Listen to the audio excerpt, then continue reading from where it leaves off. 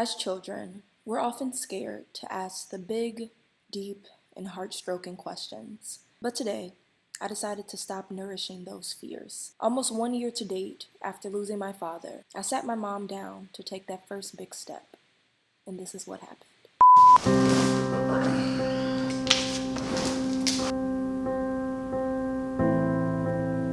Describe your first impression of me. Just be when you was born? Was that your first impression? Yeah. The first impression I had is the day you were born. You were 2 months early, 4 pounds at birth. And you was just this little bitty ray of sunshine that brought joy to my heart. Seeing as though I had a lot of complications with you. What complications? I was kept threatening a miscarriage, a lot of bleeding. Doctors wanted to pack me. I was on bed rest. Just a lot of complications. You almost didn't make it here. And now, look at you. So your first impression was that I was what? You was a survivor.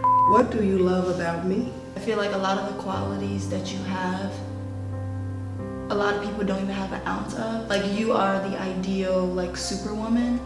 How you can control and balance so many characteristics of yourself. So not only internal factors that you can balance, but also external factors that may come your way that you can have complete control of, even when it feels like the world beneath you is just crumbling. How passionate you are, how hardworking you are, how boisterous you are, how dominant you are in a room. And I feel like you have definitely passed those down to me.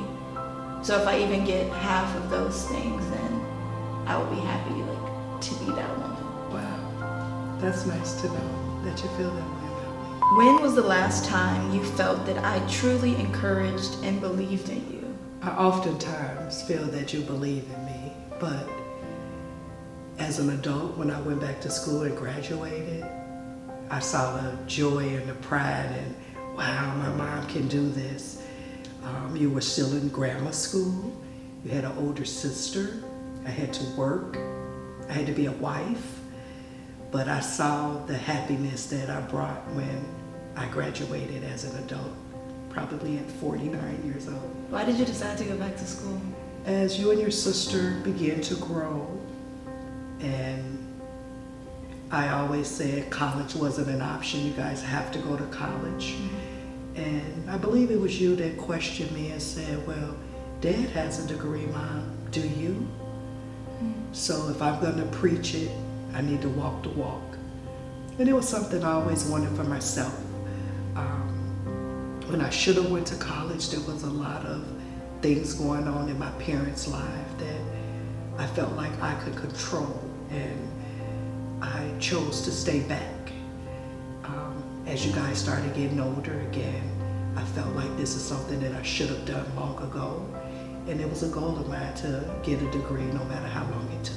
When was the moment I inspired you the most? I would say the moment you inspire me the most, and it's so weird because I feel like this wouldn't be a circumstance what people will call inspirational, but for me, it was seeing you go through the loss of Dad. That is what inspired me to keep moving forward. Because for a while, and I don't think I ever told you this because I just felt selfish to put this weight on you. For a while, I felt like I should be protecting you, meaning everything that you bared, I wanted it to shift on me and me hold it all. I felt that I should never come to you and express to you how I was feeling emotionally, physically, mentally, because I was like, well, Mom is already going through a lot. I think we had a conversation one time, and I believe you told me like Morgan, like, I'm okay. Like, I'm fine. You don't worry about me. And it was that moment where kind of like a light switched for me, where I said, she will be fine. But even without you knowing that, maybe as a mom, you had that internal feeling, I felt that way. But once you kind of expressed to me and you saw my shoulders kind of like, I almost saw you kind of and do the same thing in this shell, just like drop from your body. And kind of since that point, you have been living your life as you should. There's no time when you go through grief, there's no timing of like, okay, you cry for this long, and you ask questions for this long, and you're mad at God for this long. There's no timeline that you follow. So even though it hasn't been a year yet, but what I have seen you be able to do as far as embracing and loving life again, which a lot of people don't even get to that point, has been so inspirational for me. It's the reason why I went back to school. It's the reason why I continue working. It's the reason why I started to share my journey on my platform. It's the reason why I got to where I am today and how I stand today, because of what I've seen you do and how strong I saw you being. I saw you being a mom. I saw you being a great mom. And for a while, especially when the news kind of first hit, or we were going through those first stages of emotions, I didn't recognize you as mom. It was just kind of like a hurt vessel, and I felt that I had to protect it. Yes. Because that was my instinct.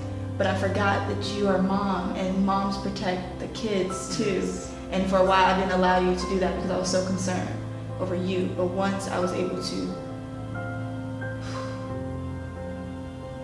and I saw you as mom again, that was like the moment that I was the most inspired I've ever been in my entire life.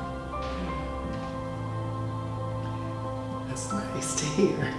That's nice to hear. What is preventing you from becoming the woman that you want to be? Again, the loss of my husband. It's a process, and I know that he wants me to continue. He wants me to be happy. So each day I just say, get me through this, and what is it that I'm supposed to do? I don't think there's nothing preventing it but healing. And, exhaling, accepting, and just knowing what my path is. So what I'm hearing you say is just kind of like, there isn't a necessary roadblock. There isn't one thing that you can say, okay, that is it. It's nothing to be pinpointed, but No. this loss is something great that does re-navigate, Yes. your path, or what you thought it would be, what you thought it would look like, what you thought it would feel like.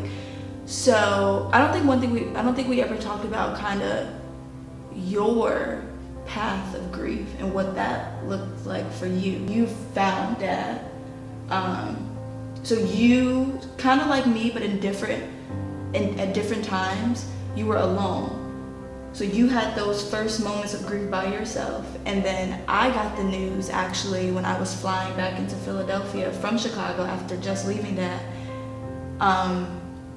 I got the news in this apartment by myself, and I know what that felt like, and it's different versus someone finding out the news when you're surrounded by love and family and warmth. So what was those first moments of grief for you? What was that like? You never think about losing someone, and you just go through the day and the years together. And to lose someone, it was almost like, what am I supposed to do now? Have you talked about making those feelings tangible, meaning to put those in words? Like, it took me a while to get there, but I realized how healing it was, because we're talking about like roadblocks. It felt like my heart was ripped out, bloody and pulsating. It wasn't the pain of the ripping, but the pain of the hole that was still sitting there. It was still there. The feeling was just like I was screaming so loud that no one could hear me. Yeah, like a drowning?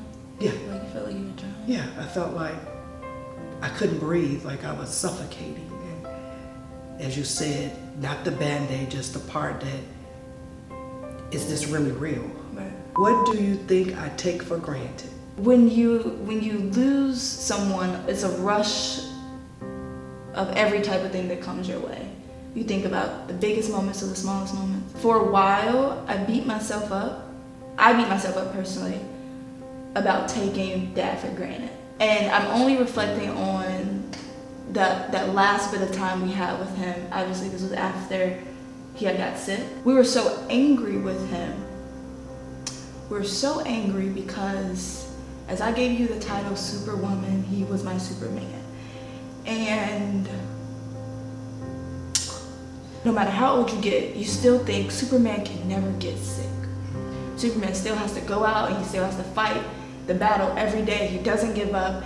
And in those last moments with Dad, I just saw him giving up. I think we all saw him giving up, and we were just so angry with him. Yes, I agree. We were so angry, and that showed in our interactions with him. Yeah. It was the littlest things that we just start picking at. And I honestly felt like, I don't know if this is just guilt or these are my real emotions, but I felt that we took those last moments for granted because we were so angry. Like, there's so many things, and I try not to beat myself up about it, but there's so many things I could have said in that last moment when I walked out the door. Yes. And the fact that I didn't even turn around to say like, love you, Dad, or I physically touch him or anything, because I was angry. Yes. And I took that last year or almost 2 years with him, I took his space, I took him for granted. And I don't know if I would say you took it for granted or myself. We didn't understand. The part that it hurts is that you come to these realizations now. After. It's after. And granted, like sometimes it does take the after. Yes. But when I just reflect on before we knew this information, before we had our after, that's what I'm speaking about. Those pre-moments that I feel like we took for granted because we didn't understand. We didn't understand. It took me to go through the emotions of his death for me to get here. To be honest, I don't think I wouldn't have gotten here if it wasn't for losing him. And kind of in a way, in this weird way, it makes me lift him up even more. Mm-hmm. Granted, he's not here physically, mm-hmm. but like I appreciate and have I don't want to say so much more love because I love my father, but just so much more gratitude and appreciation. Yeah. For his being, what he has done, and what he's continuing to do in spirit. Absolutely. What do you wish Dad could forgive you for? The first thing that came to mind, and maybe not forgive me for, was I wish I could have gave him a son. I do. But if I had to think of something else for him to forgive me for,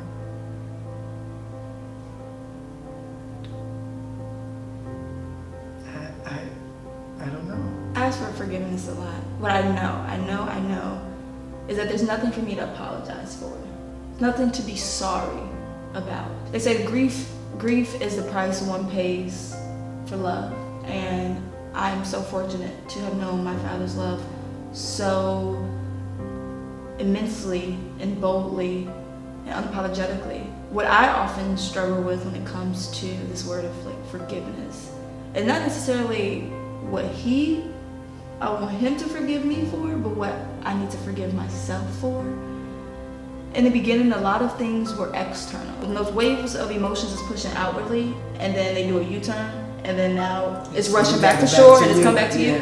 It's a lot. It's very overwhelming. But once you comb through all of them, it's actually helpful. What I'm starting to forgive myself for is not shining enough light on him when he was here. I'm also forgiving myself for how angry I was with him. Because to be honest, that angry person I wasn't 21-year-old Morgan. It was that little girl who knew the potential or knew who her dad was. And because he wasn't that in those last moments, that is who was angry with him. I can relate to that. Now I acknowledge that, and that is the part that I'm learning to forgive myself for. Wow, I think this was great. Did you enjoy it? Held it together, yeah. Good job. It was good. High five. Yeah.